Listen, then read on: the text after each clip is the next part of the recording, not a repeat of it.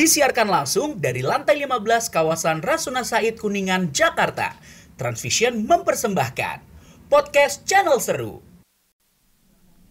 Assalamualaikum warahmatullahi wabarakatuh. Waalaikumsalam. Sobat Seru, kita ketemu lagi bersama kami di sini di program Kumis Kupas Mistis di Channel Seru Transvision. Nah, untuk malam ini Kumis nih Kupas Mistis akan mengulik lebih dalam cerita Sobat Seru kita yang sepertinya terkena kiriman ilmu hitam. Dan entah kenapa muncul lafaz Allah di dadanya. Nah, ini kenapa bisa kayak gitu? Nah, nanti kita akan bahas malam ini nanti sama narasumbernya. Nah, kita sapa dulu nih. Ada narasumber kita, Mbak Jube. Mbak Jube. Iya. Mbak Jube. Okay. Dan malam ini juga sekaligus kita juga mengundang seorang kiai untuk bisa ikut sharing mengenai hal ini ya, mengenai godaan dan gangguan ilmu hitam. Mungkin bisa memberi solusi nanti dan juga bisa memberi kiat-kiat gimana hindarin ilmu-ilmu kayak begini gitu ya Pak Ustadz ya. Nah, kita sapa Pak Ustadz kami nih, Pak Kiai. Pak Dr. Kiai Haji Samsul Ma'arif MA yang menjabat sebagai Wakil Ketua Komisi Dakwah MUI Pusat. Iya.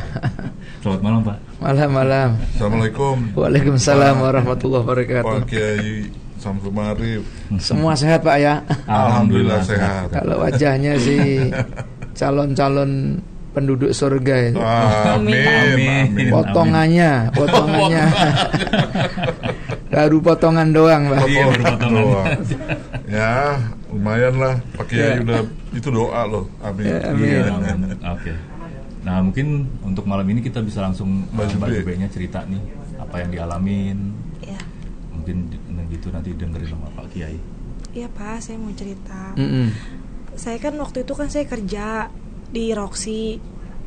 Suaranya agak tinggi, agak keras dikit. Saya kerja di Roxy. Mm-mm. Udah bisa. Iya. Saya kerja di Roxy tahun 2011 sampai 2018. Mm-mm. 2018 saya merasa saya ada keanehan di dalam diri saya gitu Pak. Saya selalu saya ngerasa 2018 tuh kok saya bentol-bentol, badan saya gede-gede gitu. Dari jam 6 sore sampai jam 12 malam. Nah, akhirnya saya mutusin, kata saya gini, ini kayaknya nggak nyaman nih gitu kan. Kok kayaknya kerja gue aur-auran gitu loh. Kayaknya nggak karuan, badan kayak panas gitu Pak. Terus saya nggak kuat, kata saya, udahlah lebih baik saya resign aja dari kantor saya. Saya resign dari kantor saya. Itu kejadiannya tiap malam apa? Tiap hari Pak. Tiap hari. Pokoknya dari jam 6 maghrib sampai jam 12 malam tuh saya bentol-bentol terus. Udah. Sejak tahun 2018. sekitar 2018. Oke. Ya. Terus lanjut. Saya keluar kantor. Akhirnya saya ngalah, saya keluar aja lah lebih baik gitu kan. Soalnya saya ke Pak Ustadz bilang gini, kamu sabar aja katanya gitu. Terus lebih baik kamu mendingan resign aja lah katanya gitu, daripada nanti kamu kenapa-napa gitu katanya. Cuma itu aja pesannya. Iya, terus kata dia, oh ya udah Pak. Makanya saya resign. Pas saya resign makin parah saya, makin jatuh parah banget. Saya selalu bentol-bentol gitu. Terus kata Pak Ustadz gini, udah coba ini pakai daun kelor, siapa tahu ini bisa gitu kan. Soalnya ini kayaknya dipakein ditanam apa gitu sama dia ini kayaknya nih, sama orang yang jahat sama kamu, kata dia gitu. Terus kata saya, ya udah Pak, dipakai daun kelor tuh. Terus udah agak mendingan tuh kan Pak, kesini-sini. Terus makin lama bulan September gitu, saya makin down gitu, makin turun, makin habis harta saya. Sampai saya punya mobil, motor, rumah, bahkan rumah mama saya juga habis Pak. Itu karena apa habisnya?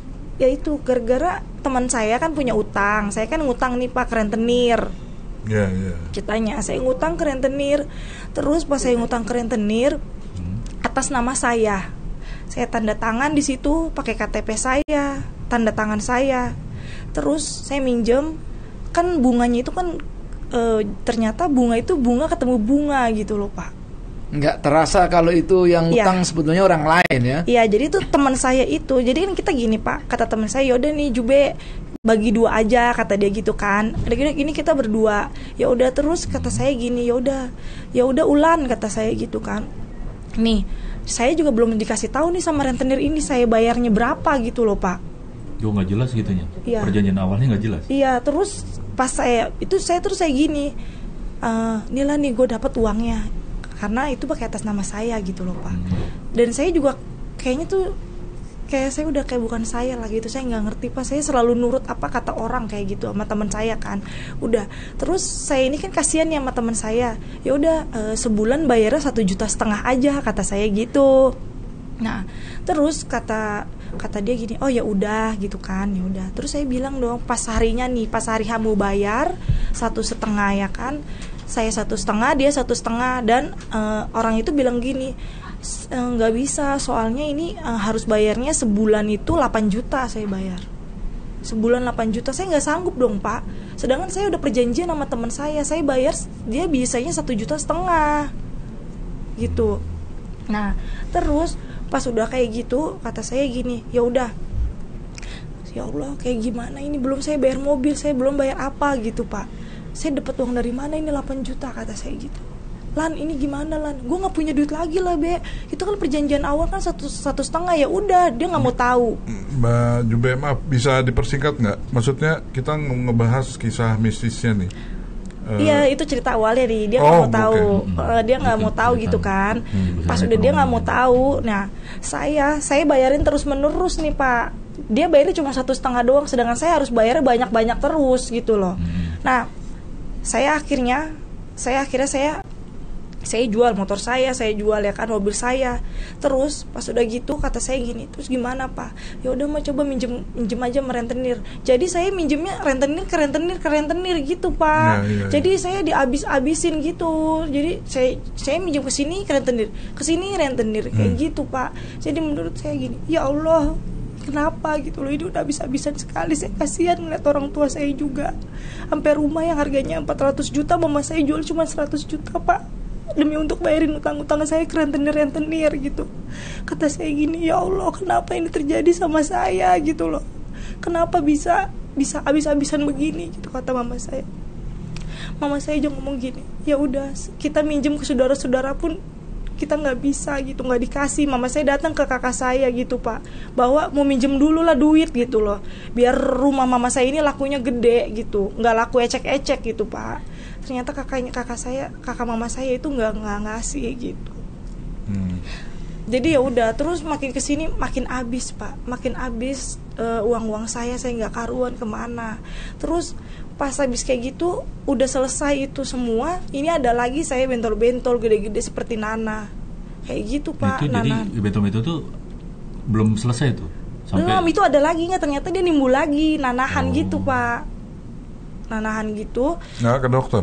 Saya udah ke dokter, tapi dokter bilang dia juga nggak tahu gitu. Okay. Bukan cacar, bukan apa katanya gitu. Saya nggak tahu katanya gitu. Tapi ini saya kasih obat aja nih, buat obat gatel-gatel gitu, biar jangan terlalu gatel gitu. Tahu awal bahwa itu ada yang ngerjain itu gimana? Ya itu dari Pak Ustadz itu bilang, kamu hati-hati ya gitu. Pokoknya kalau kamu mau keluar rumah, kamu jangan kelihatan orang susah gitu, kelihatan jangan susah banget, karena dia itu lagi tepuk tangan sekarang ini ngeliat kamu, kata dia gitu. Makanya saya tahu. Terus pokoknya namanya saya sekarang lagi kesusahan, jadi kayak keset Pak, nggak dianggap sama siapapun kayak gitu. Bahkan tetangga-tetangga saya Pak di rumah gang 26 itu pada mojokin saya semua gitu loh Pak. Jadi saya dipojok-pojokin, diomong-omongin kayak gitu. Padahal saya itu bukan saya doang yang ngelakuin utang itu gitu loh. Teman saya si Ulan itu pun ikut adil dalam utangan itu. Saya bahkan disuruh-suruh kayak gitu, saya tetap mau aja gitu. Kayaknya kayak saya itu pengen gimana ya, kayak ada yang nyuruh gitu. Kayak dihipnotis gitu. Iya, modelnya kayak gitu Pak. Saya itu kayak ya Allah gimana ini ya Allah, saya udah kebingungan. Rentenir itu maksudnya apa, leasing? Bukan Pak, jadi kayak orang rentenir aja gitu, biasa. Yang nawarin itu. Iya kayak bapak nih, tapi saya minjem bapak direntenirin gitu. Iya. Kayak gitu Pak. Pak. Gede Pak, per orang gitu. Sampai suami saya kerja pun, suami saya tadinya kerja, jadi nggak kerja Pak. Jadi dia sama diberhentiin gitu aja gitu. Kira-kira Mbak Jube tahu nggak kira-kira siapa yang ngerjain? Saya juga nggak tahu Pak, yang jahat sama saya itu siapa. Saya berdoa, ya Allah, saya ini gimana gitu. Saya ingat mama saya Pak, mama saya nangis terus, mata mama saya gini, ya Allah rumah udah nggak ada nih, kita gimana gitu. Loh sekarang rumah udah kejual? Iya Pak, kata saya, mama sabar rumah, Memang kita lagi susah, jadi kita nggak dilihat orang, nggak apa-apa. Kita kebaikan pun kita nggak ada gunanya. Selama ini kita baik sama orang, kita baik sama orang-orang, sama siapapun nggak ada gunanya, Ma. Kita minta bantuan malah kita dijelek-jelekin, kita diomong-omongin gitu. Terus gimana? Saya minjem rentenir lagi gitu, Ma. Jadi nggak habis-habis gitu. Jadi bingung, bunga ketemu bunga. Kayak dihipnotis gitu ya? Kok mau aja gitu ya? Iya, jadi saya. Suaminya diem aja? Iya, suami saya nggak sanggup, Pak, pengen cerain saya gitu. Kenapa? Terus kata suami saya gini, ya udah lama kita berdoa aja sama-sama, kata suami saya gitu. Suami saya kerja pun sampai suami saya kerja aja udah berhenti, Pak, tiba-tiba gitu loh, tiba-tiba udah diberhentiin gitu. Habis diberhentiin kata suami saya gini, ya udah, Ma, kita sabar aja, kita berdoa sama Allah. Kenapa kita dikasih cobaan kayak gini, katanya gitu, kata suami saya. Sampai suami saya udah kerja di mana-mana juga kayak gitu, Pak, susah, Pak, nyari kerjaan sekarang itu. Kata saya, ya udahlah, Pak, sabar aja. Bang Jube, yang ketemu Ustadz di mana? Ada yang ngasih tahu atau ada yang enggak? Saya ke Pak Ustadz. Pertama saya lagi main ke rumah teman saya, Pak.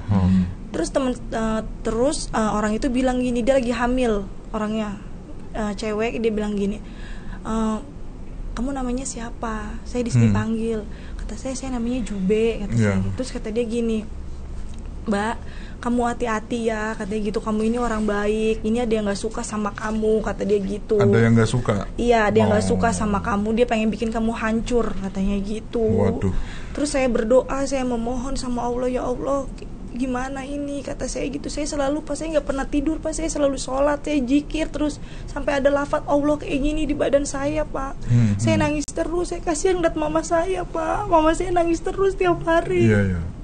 Gara-gara saudaranya juga pada kayak gimana ya, Pak ya. Namanya udah kita nggak punya apa-apa, jadi gimana lah gitu. Saya juga. Kalau untuk yang ke Ustadz itu udah berapa kali, Mbak? Ya, saya selama saya susah itu saya ke Ustadz mulu, Pak. Maksudnya Ustadznya sama atau yang beda-beda? Kadang saya ada yang beda, ada yang sama. Kadang saya ke situ lagi gitu. Kadang ya udah. Terus kata suami saya, ya udah, mau ke Pak Ustadz ini enggak, kata dia gitu. Ya udah, Pak, siapa tahu aja bisa ngubah kita, Ma, biar kita jangan kayak gini terus. Tapi istilahnya menurut Ustadz itu semua sama? Iya, sama. Bahwa memang ada. Iya, tapi saya nggak tahu siapa yang jahat sama saya, Pak. Sampai saya kayak begini sampai sekarang pun. Ya udahlah, saya pikir, ya Allah, saya ini nggak sendiri, ya Allah, saya ada Engkau, ya Allah, kata saya gitu. Saya selalu berdoa. Saya kasihan sama suami saya, Pak. Setiap suami saya berangkat kerja nih, suami saya sampai nguli di proyek. Tadinya kita nggak pernah, kita itu buat makan aja cukup istilahnya. Ini benar-benar nggak ada duit, Pak. Sampai suami saya bilang gini, Ma, kata aku gini, Pak, ini kok duit masih ada, kata suami saya. Iya, Ma. Terus kamu gimana, kamu makan nggak? Aku nggak makan, Ma, kata dia gitu. Cukup minum air putih aja, kenyang, kata dia gitu, Pak. Sampai benar-benar ya saya susah banget. Mbak Jube punya anak? Saya punya anak, saya 1 umur 5 tahun, Pak. Oh, iya. Tapi untuk penyakitnya apa ya, bentol-bentol gitu masih? Iya. Ini saya udah agak mendingan karena saya dimimpiin nenek saya. Kata nenek saya gini, kamu makan belut sama terasi ya, kata dia gitu, Pak. Makan belut sama terasi aja dikunyah. Akhirnya bapak saya nyari belut, akhirnya saya kunyah, sampai sekarang saya sembuh, Pak. Tadinya saya nggak bisa jalan aja saya diteng-teng gitu. Dari mimpi nenek ya? Iya, saya dimimpi nenek saya suruh makan itu, Pak. Iya. Nah, kalau Pak Kiai gimana nih, Pak? Nggak, ini cerita yang fenomena di masyarakat memang ya tidak terlepas dari pengamatan Kiai juga, Ustadz juga. Menurut Pak Kiai ini bagaimana, bisa ada komentar seperti apa? Iya, ini kan fenomena kehidupan yang saya kira banyak hal yang hampir sama ceritanya di tengah-tengah masyarakat. Banyak orang yang mengalami kehidupan itu ya naik turun.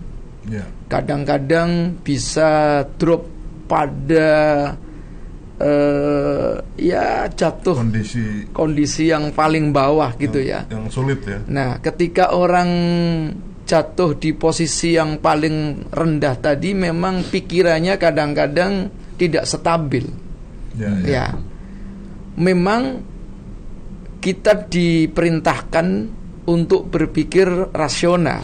Iya. Misalnya ketika kita ada yang sakit ya kita berobat ke dokter, Iya. segera bertanya. Ada tadi gatal-gatal ya mestinya harus ke dokter dulu. Udah ke dokter tadi. Nah makanya, nah nanti kalau tidak sembuh ini kenapa ya? Ya.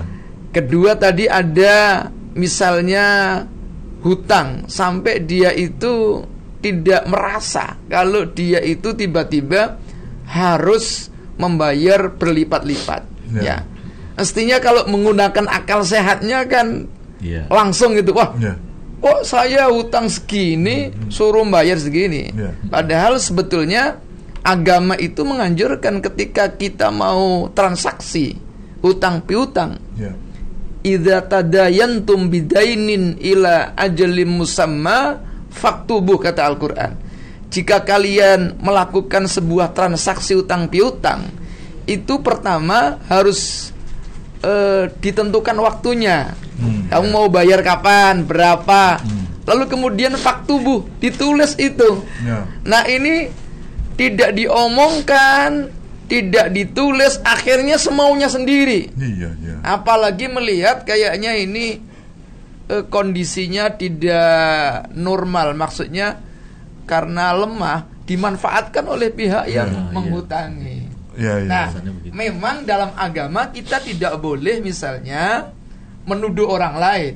Kalau boleh, ya. terjadi sesuatu tiba-tiba seudon, saya ini jangan-jangan diguna-guna gitu kan, nggak boleh gitu kan. Dikerjain, iya, iya, Tapi iya. mungkin terjadi Ya. terjadi dalam realitas ada orang yang tidak suka lalu mengerjain istilahnya.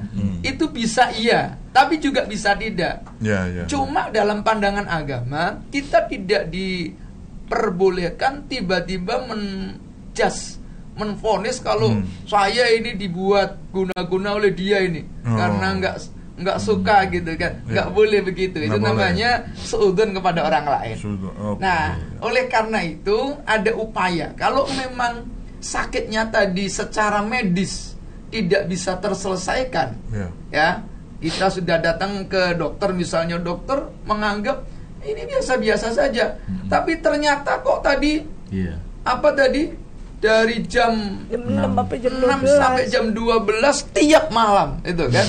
Ini kan sesuatu yang aneh. Iya, Ya. aneh. Nggak normal. Ya.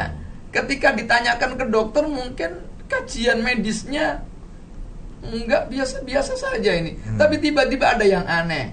Iya. Nah, ini ada kemungkinan ya, tapi tidak boleh seudon ya. Tidak boleh seudon. Kemungkinan ada ya bisa jadi gangguan Ya. dari pihak lain ya yang tidak suka. Tapi ini kemungkinan, kita tidak Kemungkinan, boleh ya. tidak boleh menvonis kemungkinan. Ya. Maka yang harus dilakukan adalah sudah benar misalnya tanya kepada ustadz. Ya. Tapi ustadz itu juga ustadz yang mengetahui. Ya, ya. Jangan sampai ada ustadz tiba-tiba juga, oh kamu ada yang guna-guna ini, ada yang ngerjain itu orang. Enggak boleh juga. Ustadz Ya, ya. juga harus dituntut untuk berpikir secara rasional. Misalnya, kenapa kamu kok begini tiba-tiba terpuruk? Ya karena kamu lengah dalam berbisnis. Ya, ya. Kamu hanya merasakan senangnya saja. Tahu-tahu enggak berpikir ya yang jernih, tiba-tiba mudah dimanfaatkan oleh orang lain. Ya. Bener. Nah, tapi kan ini persoalannya kok kenapa orang dimanfaatkan oleh orang lain dalam waktu yang jangka panjang. Biasanya kan orang itu sekali dua kali tiba-tiba ingat, oh saya salah ini. Ya. Masa tiba-tiba suruh bayar utang senilai 8 juta itu mestinya dalam 1 bulan saja sudah tahu toh itu. Wah ini saya pasti ditipu. Nah kenapa dia tidak sadar ini problemnya? Problem. Iya. Ya, tidak menyadari ini bisa jadi ya. Saya tidak menjustifikasi, tetapi bisa jadi memang ada kemungkinan diganggu Iya. oleh orang tertentu atau sahabat yang memang dibuat pikirannya kosong gitu ya, kosong agar akan dimanfaatkan. Karena dia kosong, maka dimanfaatkan untuk kejelekan-kejelekan. Tetapi sekali lagi tidak boleh kita lalu kemudian punya prasangka buruk kepada orang lain. Nah, tanya kepada kiai, ustadz tanyanya apa? Mudah-mudahan jawaban ustadznya juga menggembirakan dan sesuai dengan ajaran agama. Misalnya, ya sudahlah, karena Anda ini ya manusia biasa, kadang-kadang ada ujian, maka yang sudah-sudah ya jadikan pengalaman. Kamu harus merubah sikap, penuh kehati-hatian dalam hidup. Nah, biasanya ustadz yang baik pasti inilah amalannya. Kamu baca ini, Saya dikasih nah, juga. amalannya itu apa? Supaya mengalihkan pemikiran kita yang kosong tadi. Kesadaran kita akan realitas dalam kehidupan, sehingga kalau orang itu banyak zikir kan, insya Allah jadi hatinya mulai tenang. Ala bizikrillahi tatmainnul qulub. Jadi siapapun yang berzikir, insya Allah hatinya semakin tenang. Karena tenang, ya alhamdulillah bisa lebih fokus. Kadang-kadang penyakit itu gara-gara ya psikisnya memang sakit. Problemnya banyak sehingga menimbulkan banyak penyakit, apalagi gatal itu. Saya juga punya gatal-gatal, Pak. Gatal-gatal itu setelah saya konsultasikan kepada dokter, itu ternyata tidak bisa sembuh yang total. Ya sembuh, tapi nanti pada satu ketika muncul. Saya tanya lagi, munculnya bisa jadi karena makanan, tapi bisa jadi karena pikiran stres muncul itu. Jadi sekali lagi bahwa gatal-gatal tadi muncul akibat pikiran-pikiran yang itu reaksi dari tubuh ya. Jadi dari pikirannya yang nggak tenang, akhirnya dari tubuh mereaksikan seperti betul, itu. Nah, kalau untuk lafaz Allahnya itu munculnya kapan tuh? Itu udah mau 1 bulan gitu, Pak. Saya baru 1 bulan terakhir. Iya, soalnya kan saya zikir terus tuh, Pak. Saya nggak pernah tidur. Saya nggak tidur. Saya sholat sunat terus. Saya zikir sama Allah, ya Allah. Sebenarnya jalannya udah bener ya? Iya. Jadi pendekatannya adalah memperbanyak zikir, ya. Nah itu. Jadi di gambar ada di TV. Jadi kita memperbanyak mendekatkan diri kepada Allah, bangun malam. Adapun ada tanda tadi. Tanda ini kan memang ada memang namanya Allah itu menciptakan baik yang ada di langit maupun yang ada di bumi itu bagian daripada tanda-tanda kekuasaan Allah. Bagi kita semua yang mau berpikir, tentu orang yang beriman kepada Allah. Nah, ada sesuatu yang tidak hanya pada tubuh kita, kadang-kadang bisa terjadi tiba-tiba ada di pohon, ada tulisan Allah. Iya benar, Pak. Kadang-kadang di langit. Ya, itu adalah kekuasaan Allah. Ya, semua itu adalah tanda-tanda kekuasaan Allah. Hanya kita harus berpikir positif. Jadi ada sesuatu tulisan Allah itu kita harus pahami untuk hal-hal yang positif, kebaikan. Alhamdulillah ini. Barangkali kita ini ditegur oleh Allah, diingatkan oleh Allah supaya lebih menyadari melakukan sesuatu yang sifatnya tidak baik. Mungkin selama ini Mbak Jube itu kan lagi tajir itu ya, duitnya banyak itu kan kadang-kadang lupa. Kalau sholat paling-paling ya kadang-kadang seingatnya, tapi kalau tawaf di mall kan berapa 10 kali putaran itu. Iya, Pak, tapi alhamdulillah saya itu emang puasa, saya dari dulu sekolah sampai saya sekarang saya selalu puasa Senin Kemis, nggak pernah ketinggalan dan nggak pernah lupa gitu. Iya, itu kalau lagi nggak punya duit. Enggak, Pak, dari sekolah enak aja. Ih, Bapak. Nggak bercanda. Iya. Pak Kiai bercanda. Iya. Ih,